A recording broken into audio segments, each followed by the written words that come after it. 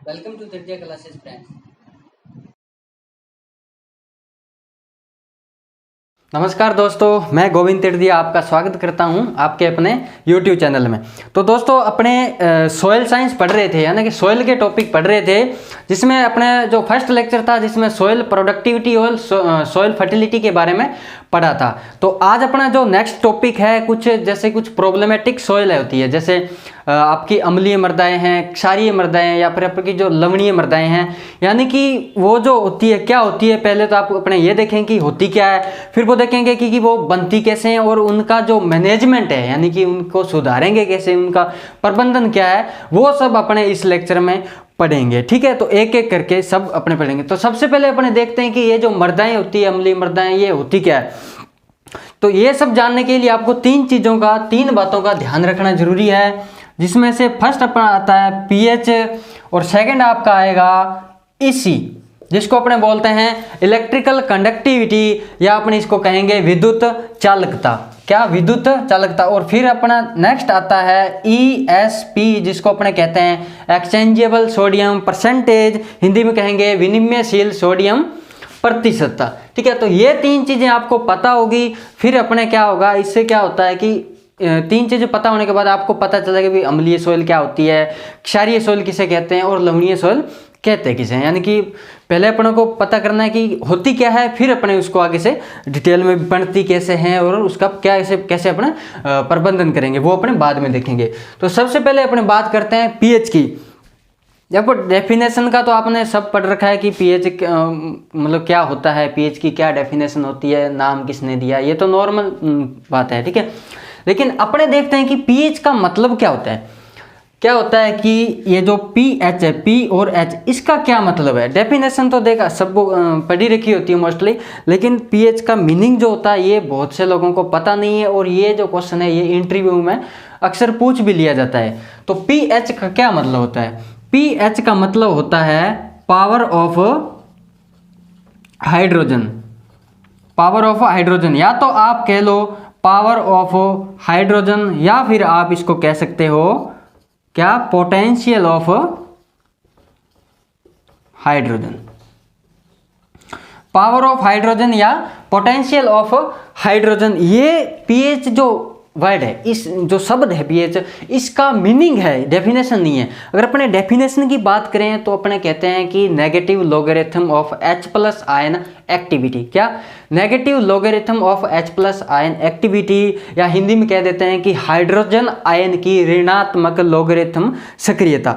Definition लिख लो आप इसकी, हिंदी में लिख लो, हाइड्रोजन आयन की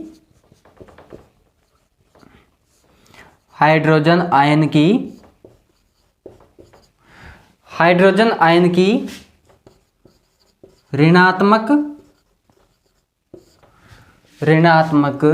लॉगरिथम सक्रियता। हाइड्रोजन जो आयन है, H प्लस आयन है, उसकी जो ऋणात्मक लॉगरिथम सक्रियता, इस पर ध्यान देना है आपको।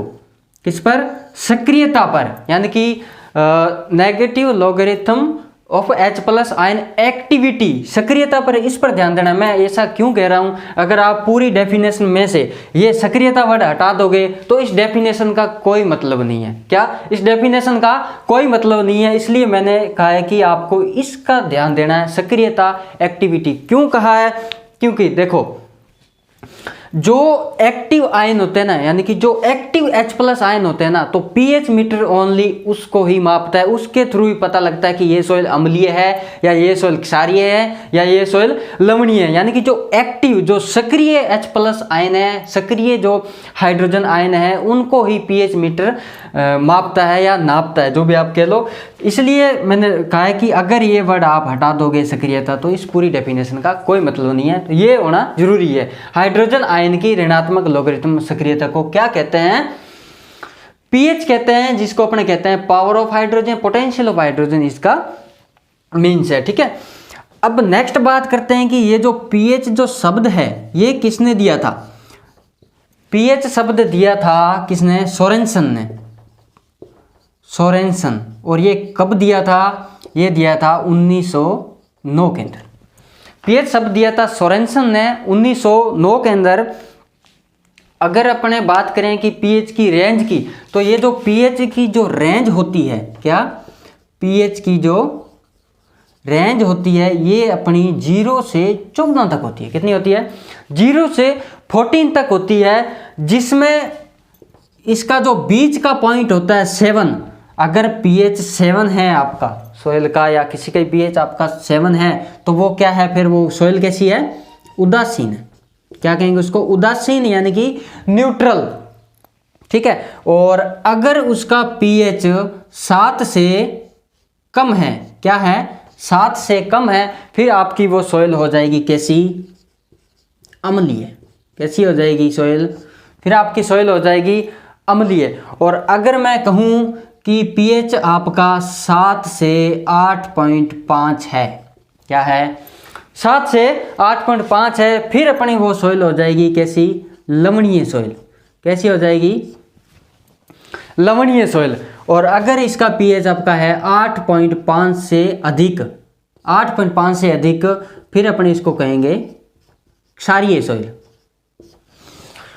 रेंज होती है 0 से 14, बीच का पॉइंट होता है 7, इसको कहते हैं अपने उदासीन, यानी कि न्यूट्रल, यानी कि ना ही तो अम्लीय है और ना ही क्षारीय है, ये उदासीन है। और अगर 7 से कम है तो फिर अम्लीय सोयल आपकी, 7 से 8.5 है तो लवणीय, और 8.5 से ज़्यादा है तो आपकी सोयल कैसी है? क्षारीय सोयल है। ठीक है। तो ये तो अपने पीएच की। अगर अपने बात करें कि पीएच का मापन कैसे करते हैं, तो वो तो आपको सबको पता होगा कि पीएच मीटर से करते हैं। किससे करते हैं? पीएच मीटर से करते हैं। ठीक है। और अगर मैं बात करूं कि जो अपने जैसे पीएच लेते हैं, सोयल का लेते हैं, तो उस सोयल का और जो मृदा का और जो जल का अनुपात होता है, मृदा का और जल का जो अनुपात होता है वो कितना होगा? वो 1:2 होता है। कितना होता है? 1:2 होता है मृदा और जल का, जब अपने पीएच मीटर से किसी सोयल का अपने पीएच मापते हैं। तो ये तो पीएच की बात होगी। तो आपको पता चल गया कि 7 होगा तो उदासीन सोयल होगी, 7 से कम होगा तो अम्लीय, 7 से 8.5 लवणीय सोयल होगी, और 8.5 से कम, 8.5 से ज़्यादा होगा तो आपकी सोयल कैसी होगी? क्षारीय होगी। ठीक है। फिर अपने नेक्स्ट देखते हैं कि ये जो इसी है ये क्या होती है। देखो, इसी को अपने कहते हैं इलेक्ट्रिकल कंडक्टिविटी। क्या कहते हैं? Electrical conductivity.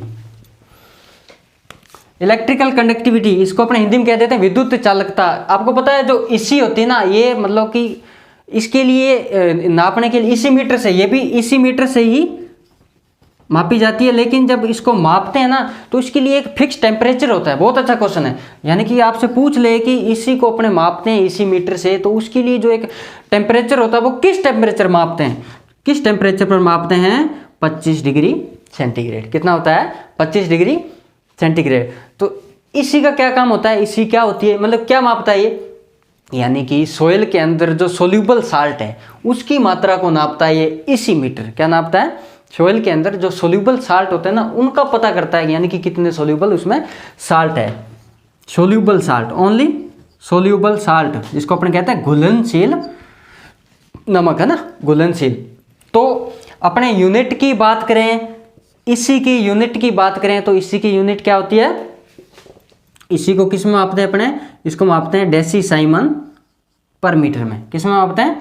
डेसीसाइमन पर मीटर में। मैंने बात की इसी की यूनिट की, तो पीएच की यूनिट बताओ आप क्या होनी चाहिए?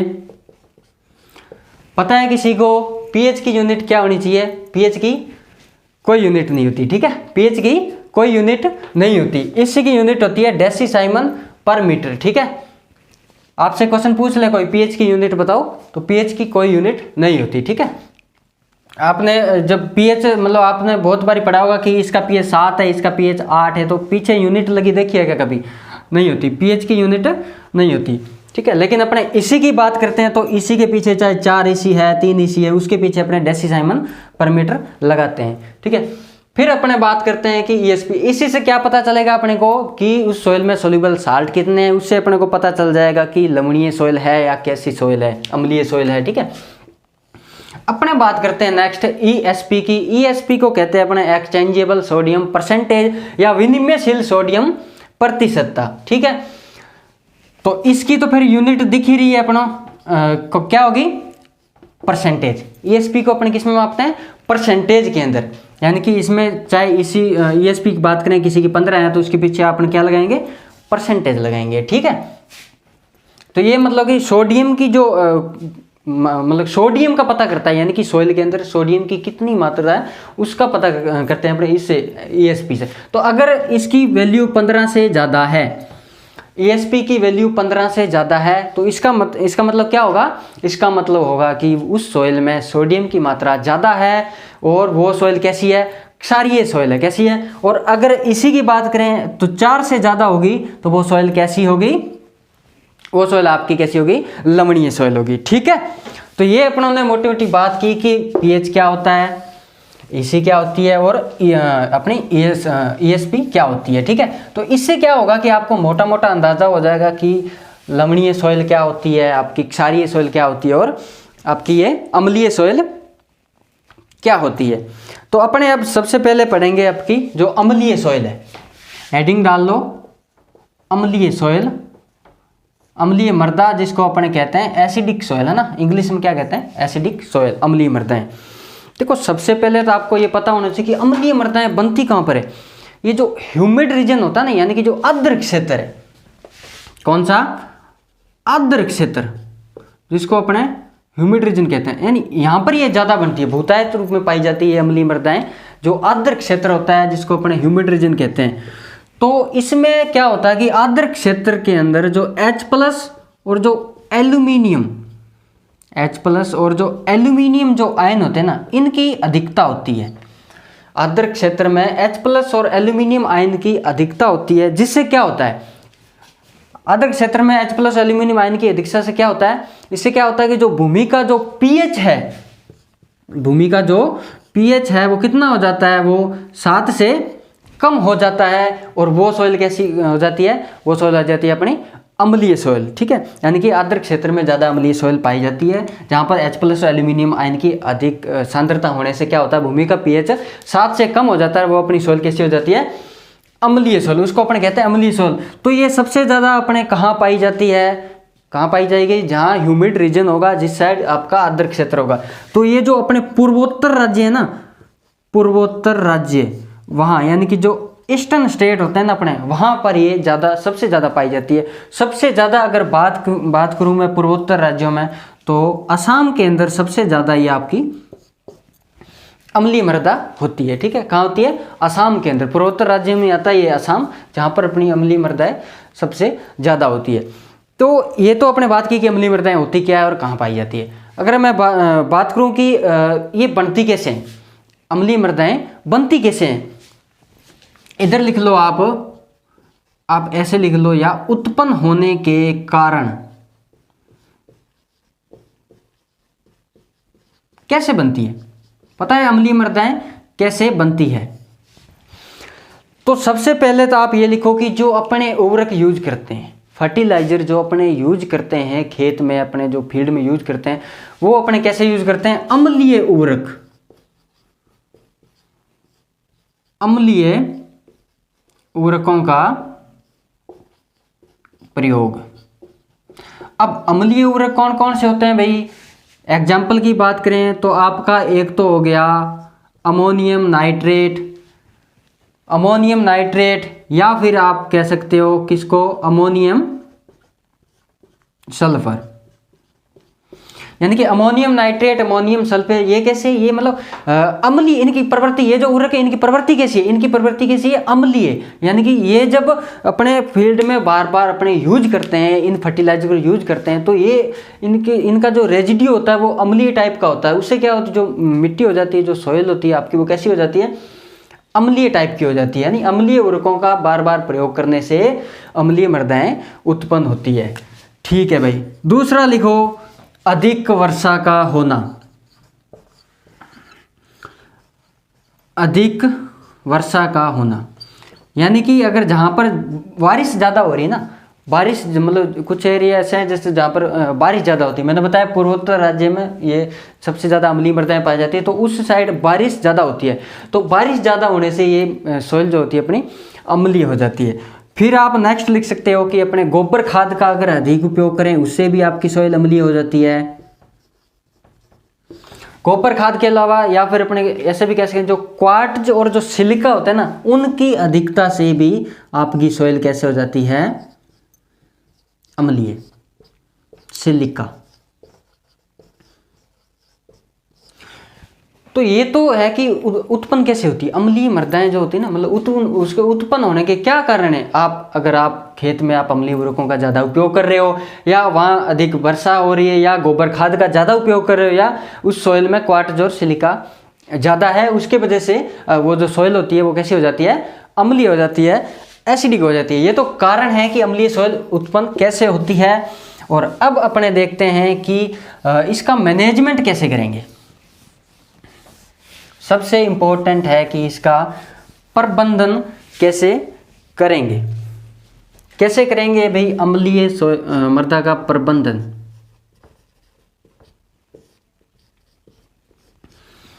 मैनेजमेंट कैसे करेंगे, तो सबसे पहले आप लिखो, ये बहुत इंपॉर्टेंट, ये जो अब लिखा रहा हूँ आपको, जो मैनेजमेंट लिखा रहा हूँ प्रबंधन, ये आपको याद होना चाहिए। इनमें से ही क्वेश्चन आता है। क्वेश्चन ऐसे आता है कि निम्न में से कौन सा ऐसा मतलब है जो अम्लीय मृदाओं के सुधारने के काम आता है, तो उसमें आपको मैं यहाँ लिखा दूंगा सब, आपको वो सारे याद होने चाहिए। तो सबसे पहले आप लिखो लाइमस्टोन। क्या होता है ये लाइमस्टोन, कैल्शियम कार्बोनेट होता है ना अपना CaCO3, इसको लाइमस्टोन बोलते हैं। और इसको अपने हिंदी में क्या कहते हैं, चूना पत्थर। ठीक है, लाइमस्टोन, कैल्शियम कार्बोनेट, इसको अपने क्या बोलते हैं हिंदी में, चूना पत्थर। ठीक है, ये क्या काम आता है, अम्लीय मृदाओं को सुधारने के काम आता है। फिर आप लिखो उसके बाद कैल्शियम ऑक्साइड। कैल्शियम ऑक्साइड क्या कहते हैं इसको, कैल्शियम ऑक्साइड को इसको बोलते हैं अपने बिना भुजा चूना, बिना भुजा हुआ चूना, यही बोलते हैं ना, बिना भुजा हुआ चूना। या फिर आप इसको कह सकते हो क्विक लाइम, ये भी आप इसको कह सकते हो। ठीक है, कैल्शियम ऑक्साइड।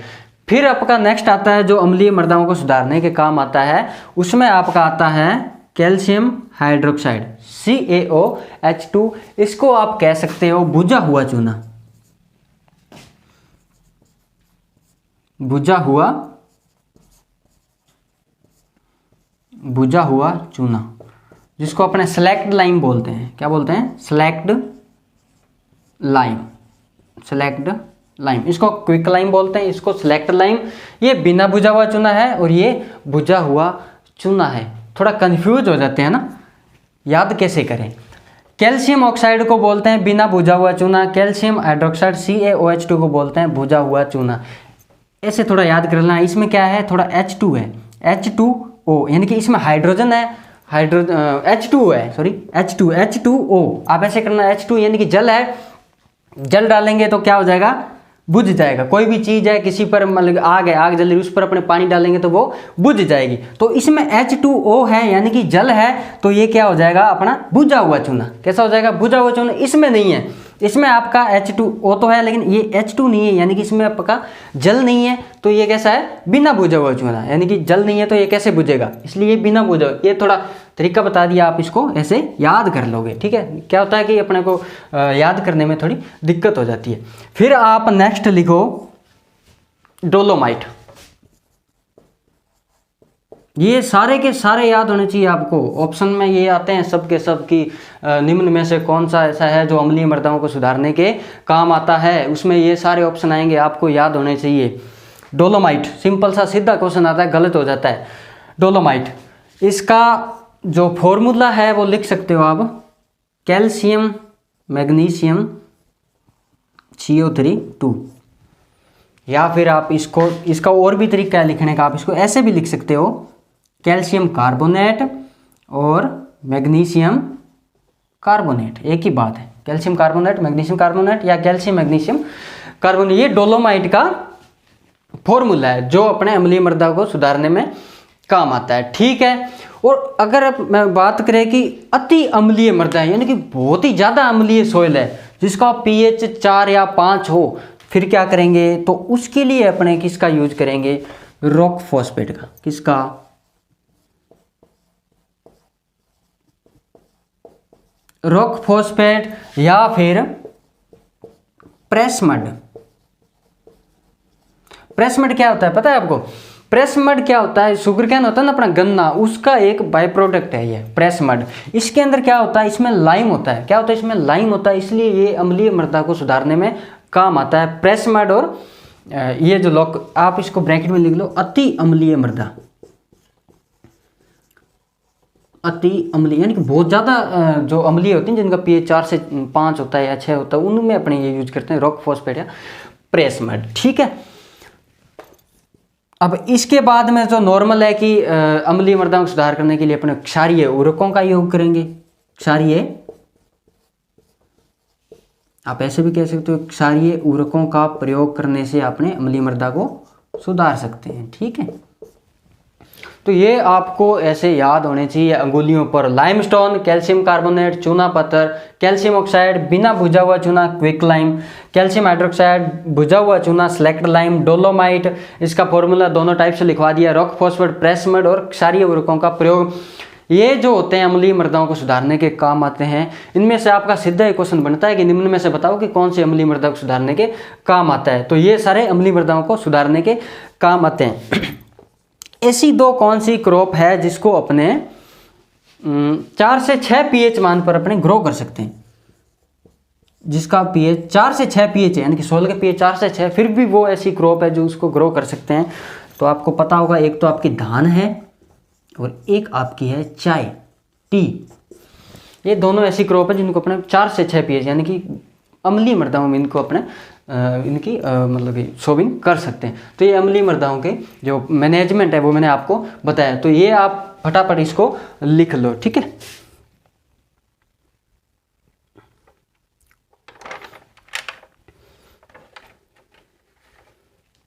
इसके बाद में आपका कौन सा आएगा, मृदा की क्षारीयता। ये मैं मिटा देता हूं।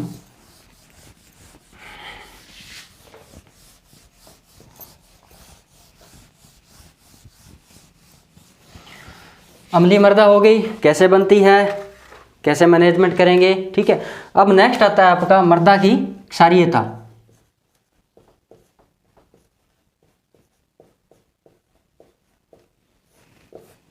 मृदा की क्षारीयता, ये जो मृदा क्षारीयता होती है ना, यानी कि मृदा, ये 3 टाइप की होती है। ये जो सॉइल होती है ना, मृदा की क्षारीयता, ये 3 टाइप की होती है। इसमें आता है, फर्स्ट आता है आपका लवणीय मृदा, सेकंड आता है आपका क्षारीय मृदा, और थर्ड आता है आपका जिसको अपने कैलकैरियस सॉइल बोलते हैं ना, चूना युक्त मृदा। कैलकैरियस सॉइल ना, चूना युक्त मृदा। तो ये 3 टाइप की होती है मृदा क्षारीयता। तो ये जो मृदा क्षारीयता होती है ये कौन से मतलब एरिया में होती है पता है आपको, जो शुष्क एंड अर्ध शुष्क एरिया होता है ना, शुष्क और अर्ध शुष्क, जिसको अपने बोलते हैं एरिड एंड सेमी एरिड। शुष्क एंड अर्ध शुष्क क्षेत्रों में जो सॉइल होती है किस टाइप की होती है, क्षारीय टाइप। इनका पीएच की बात करें तो 7 से ज़्यादा ही होता है, 7 से ज़्यादा होती है। और अगर इसका क्षेत्रफल की बात करें तो ये कितने एरिया में होती है,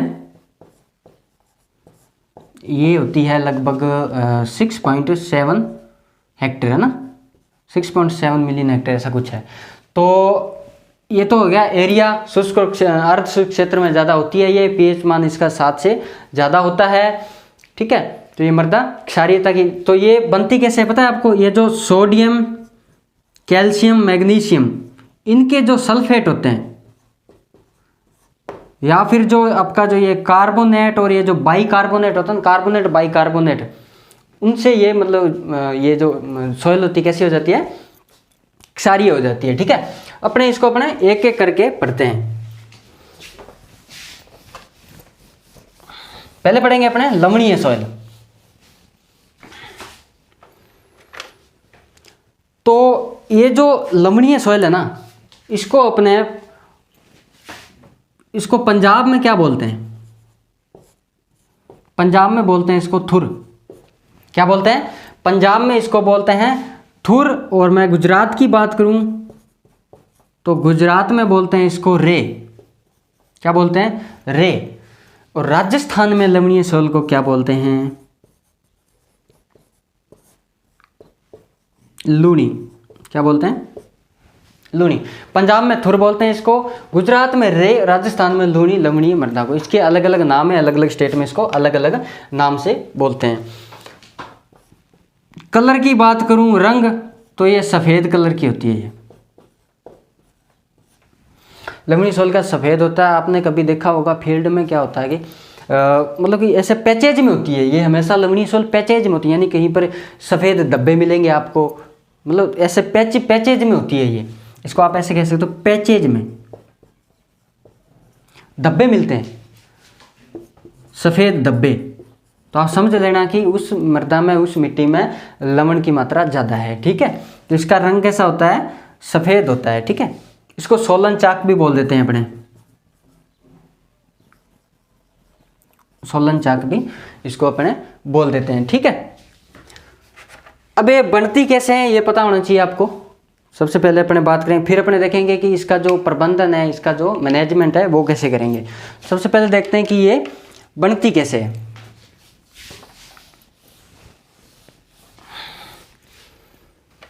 तो बनने का तो इसका कुछ ज़्यादा नहीं है, यानी कि जहाँ पर मैंने आपको पहले ही बता दिया, जो शुष्क व अर्ध शुष्क क्षेत्र है, शुष्क व अर्ध शुष्क क्षेत्र है, या फिर जहाँ उच्च तापमान है,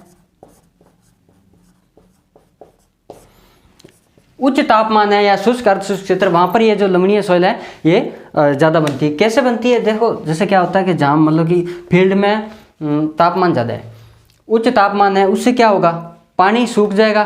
पानी सूख, वो तो वेपर के रूप में ऊपर चला जाएगा, लेकिन जो लवण है वो फिर नीचे रह जाता है, सॉइल के अंदर रह जाता है। तो उच्च तापमान जहाँ ज़्यादा होता है वहाँ पर क्या होता है कि पानी ऊपर चला जाता है, लवण नीचे रह जाता है। उसकी वजह से क्या सॉइल कैसी हो जाती है?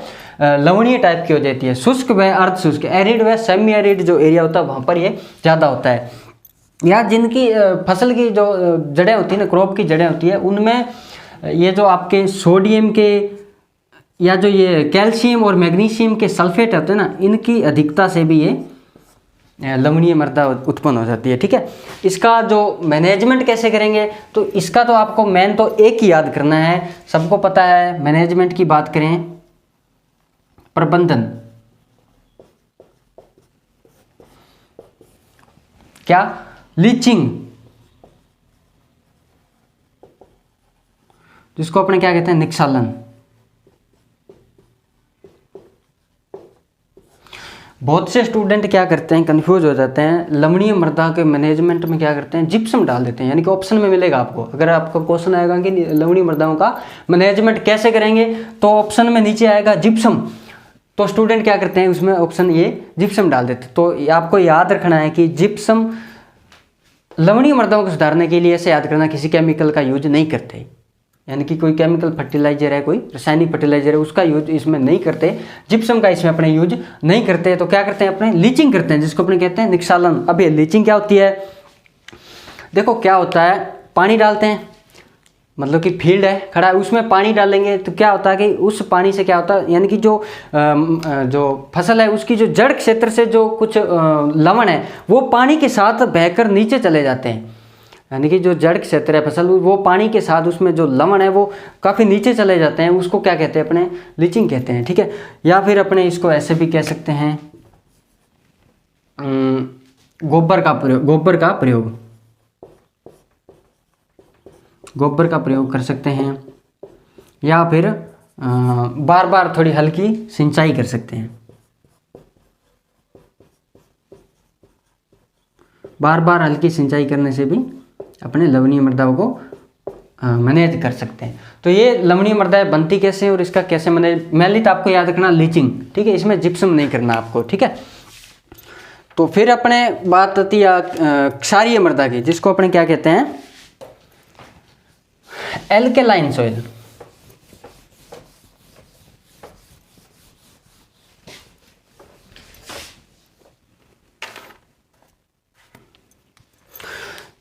एल्केलाइन सॉइल,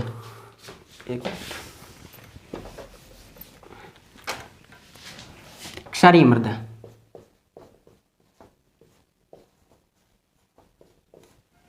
इंग्लिश में कह देते हैं अपने एल्केलाइन सॉइल। पीएच मैंने आपको बता ही दिया था इसका, लवणीय का तो 7 से 8.5 होता है, इसका 8.5 से ज़्यादा होता है क्षारीय सॉइल का, ठीक है। अगर मैं कलर की बात करूं, रंग की, यानी कि किस कलर का होता है ये जो क्षारीय मिट्टी होती है, किस कलर की होती है,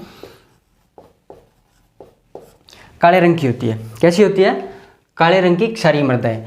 ये बनती कैसे है, ये जो सोडियम कार्बोनेट और जो ये होते हैं ना अपने सोडियम कार्बोनेट जो आयन होता है ना, सोडियम कार्बोनेट या सोडियम बाइकार्बोनेट, सोडियम कार्बोनेट और सोडियम बाइकार्बोनेट जो आयन होते हैं, इनकी अधिकता से ये अपनी जो क्षारीय सॉइल है ये बनती है, ठीक है। इसको यूपी में क्या कहते हैं, इसको यूपी में कहते हैं ऊसर। इसको यूपी में क्या कहते हैं, यूपी में कहते हैं इसको ऊसर, और गुजरात में इसको कहते हैं अपने क्षार।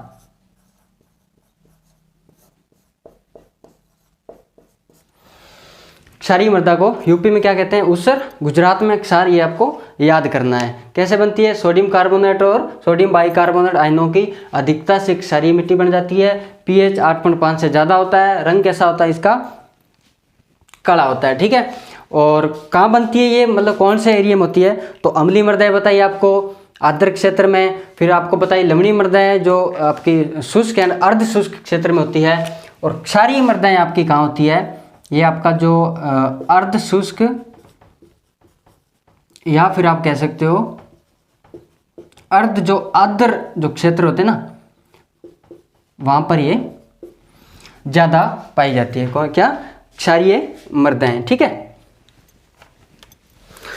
अब अपने नेक्स्ट करते हैं कि इसका जो मैनेजमेंट कैसे करेंगे।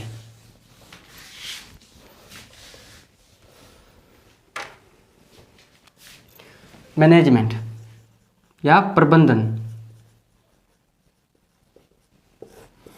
कैसे करेंगे, तो पहला ही लिखो इसका सबसे इंपॉर्टेंट, मोस्ट इंपॉर्टेंट, क्या, जिप्सम। जिप्सम फॉर्मूला लिखना चाहो तो लिख लो, कैल्शियम सल्फेट 2H2O, है ना, यही है ना, कैल्शियम सल्फेट 2H2O, जिप्सम। क्षारीय मृदा को मैनेजमेंट करते हैं जिप्सम से, ना कि लवणीय मृदा की। ये मैं आपको बार बार इसलिए कह रहा हूँ, क्या होता है कि स्टूडेंट कर देता है, ये होता है ये, यानी कि लवणीय मृदाओं का जब अपने मैनेजमेंट पूछते हैं ना, तो ये जिप्सम ऑप्शन में होता है, तो जिप्सम कर देता है। जिप्सम नहीं, जिप्सम ओनली क्षारीय मृदा का मैनेजमेंट करता है। फिर आप लिखो नेक्स्ट, आयरन पायराइट।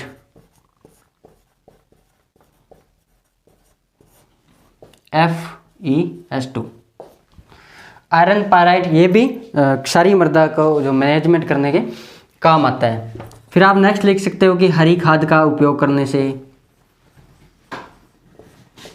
हरी खाद का प्रयोग, यानी कि जो कल्चरल प्रैक्टिस है उसमें तो खूब आ जाती है, कल्चरल में तो आप खूब लिख सकते हो। या फिर आप ऐसे कह सकते हो कि अम्लीय उर्वरकों का प्रयोग करने से,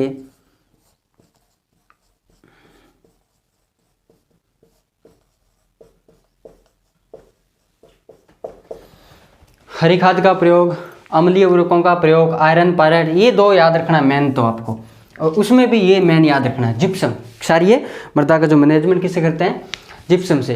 तो ये अम्लीय मृदाएं, लवणीय मृदाएं, क्षारीय मृदाएं कैसे बनती है, होती क्या है, कैसे बनती है, इसका कंट्रोल कैसे करते हैं, ये अपनों ने इसमें इस लेक्चर में पढ़ा पूरा, तो डिटेल में पढ़ाया। अब आप एक टेबल बनाओ,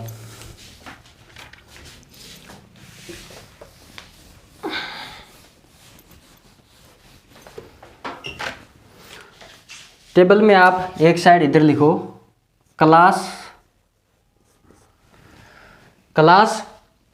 और इधर आप लिखो EC, ठीक है, और यहाँ लिख लो pH, और यहाँ लिख लो ESP। ये मैंने बता दिया आपको, EC इलेक्ट्रिक कंडक्टिविटी विद्युत चालकता 25 डिग्री टेम्परेचर पर मापते हैं, इसको एसी मीटर से, इसको पीएच मीटर से, और इस ईएसपी इलेक्ट्रिबल सोडियम परसेंट में इसकी यूनिट होती है, इसकी डेसीसाइमन पर मीटर बताई मैंने, इसकी कोई यूनिट नहीं होती, ठीक है। तो आप इधर जो क्लास है इस साइड आप लिख लो, सबसे पहले लिखो आप लवणीय, 2 नंबर लिखो आप क्षारीय, और 3 नंबर लिखो आप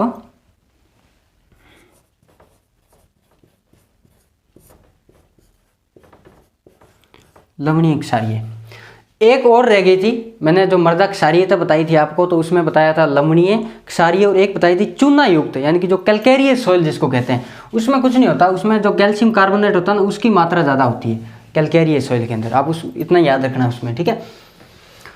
तो इसमें फर्स्ट क्लास है आपकी लवणीय, और लवणीय मृदा की अगर इसी की बात करें तो कितनी होगी, 4 से अधिक। यूनिट बताई दी मैंने आपको डेसीसाइमन पर मीटर, 4 से अधिक होगी इसकी लवणीय मृदा की इसी। और पीएच की बात करें तो 8.5 से कम होगी, और ईएसपी की बात करूं तो 15 से कम होगी, ठीक है। लवणीय मृदा की इसी 4 से ज़्यादा, पीएच 8.5 से कम, और ईएसपी कितनी 15 से कम। और क्षारीय मृदा की बात करें तो क्षारीय मृदा की जो इसी होती है वो 4 से कम होती है, और पीएच मैंने पहले ही बता दिया था आपको कितना होता है, 8.5 से लगभग आप कर दो 10, ठीक है, 8.5 से 10। और ईएसपी की बात करें तो ये होती है 15 से ज़्यादा, 15 से ज़्यादा। फिर आपका जो नेक्स्ट क्लास है, जो वर्ग है, वो है लवणीय क्षारीय। इसकी इसी की बात करूं तो 4 से ज़्यादा। पीएच की बात करूं तो ये 8.5 से कम भी हो सकती है, अधिक भी हो सकती है। और ये जो ईएसपी होती है ये आपकी 15 से ज़्यादा रहेगी। देखो 3 क्लास है, लवणीय क्षारीय, रट्टा मारना नहीं है, आराम से याद करना है, 3 याद करना, लवणीय क्षारीय, फिर लवणीय क्षारीय, इसी है, पीएच है, ईएसपी है, ये 4 होगी, फिक्स नंबर है, 8.5 होगा, ये 15 होगा। कैसे याद करोगे, मैंने आपको पहले ही बताया, जो लवणीय सॉइल होती है उसका मेन रोल जो होता है वो इसी पर डिपेंड करती है ये, यानी कि इसी 4 से ज़्यादा होगी तो वो सॉइल कैसी होगी, लवणीय होगी। आपको इतना याद करना, इसी 4 से ज़्यादा इन दोनों को कम कर देना है। जहाँ लवणीय सॉइल आएगी वहाँ पर इसी 4 से ज़्यादा होगी, और जो बचे 2 पीएच है, ईएसपी है, वो कम होंगे, 8.5 से कम, 15 से कम, इतना याद करना है, ठीक है। फिर आप कहती है क्षारीय, तो क्षारीय मैंने आपको बताया था ईएसपी पर डिपेंड करता है, तो आपको याद करना है कि 15 से ज़्यादा ईएसपी होता है और बाकी ये कम होते हैं दोनों। यानी कि ये थोड़ा मतलब ये तो पहले ही बता दिया था आपको कि 7 से 8.5 लवणीय होता है और 8.5 से ज़्यादा क्या होता है, क्षारीय होता है। तो ये तो पहले ही बता दिया था, तो ये 8.5 से 10 कर देना, ईएसपी 15 से ज़्यादा, इसको कम कर देना। अब जो लास्ट है जो है लवणीय और क्षारीय, इसमें आपको ये भी ज़्यादा करना है, इसी भी ज़्यादा करनी है, ईएसपी भी ज़्यादा करना है। लेकिन ये मैंने क्यों लिखा है, ये कन्फ्यूजन होता है बहुत सारी बुक्स में, थोड़ा आपको कई में ये ज़्यादा लिखा देते हैं, कुछ में कम लिखा देते हैं। तो ये सही है बिल्कुल, 8.5 से कम भी हो सकता है, ज़्यादा भी हो सकता है। क्यों? क्योंकि ये लवणीय और क्षारीय दोनों हैं। 8.5 से कम होगा अगर इस सोइल में मतलब कि साल्ट की मात्रा ज़्यादा होगी, लवणता ज़्यादा होगी, तो 8.5 से कम हो जाएगा। और अगर क्षारीयता ज़्यादा है सोइल में तो ये 8.5 से ज़्यादा हो जाएगा। इसलिए इसको अपने लिखते हैं कि 8.5 से कम भी हो सकता है, 8.5 से ज़्यादा भी हो सकता है। तो ये कई बार तो क्या होता है, ये सीधे ऐसे टेबल से बना के पूछ ली जाती है, ये पूरा आता है, ये बहुत बार आया है। ये जो क्वेश्चन है ना, मैंने आपको ये टेबल लिखवाई है, बहुत बार आया है। इसी पीएच ईएसपी ये इनमें से दे देंगे, आपको बताएंगे बताओ इन तीनों में से कौन सी क्लास है। तो ये आपको याद करना है, ठीक है। तो आज का अपना जो लेक्चर था, जो प्रॉब्लमेटिक सॉइल थी आपकी, अम्लीय, क्षारीय, लवणीय, कैसे बनती है, क्या होती है, कैसे मैनेजमेंट करते हैं, फिर मैंने आपको ये 3 क्लास बता दी, ठीक है। तो इस जो मतलब कि ये जो प्रॉब्लमेटिक सॉइल का अपना जो टॉपिक था, ये तो लगभग पूरा कवर हो गया। इसमें से कहीं कोई आपको दिक्कत नहीं आने वाली। तो अब मिलते हैं नेक्स्ट वीडियो में, तब तक के लिए गुड बाय।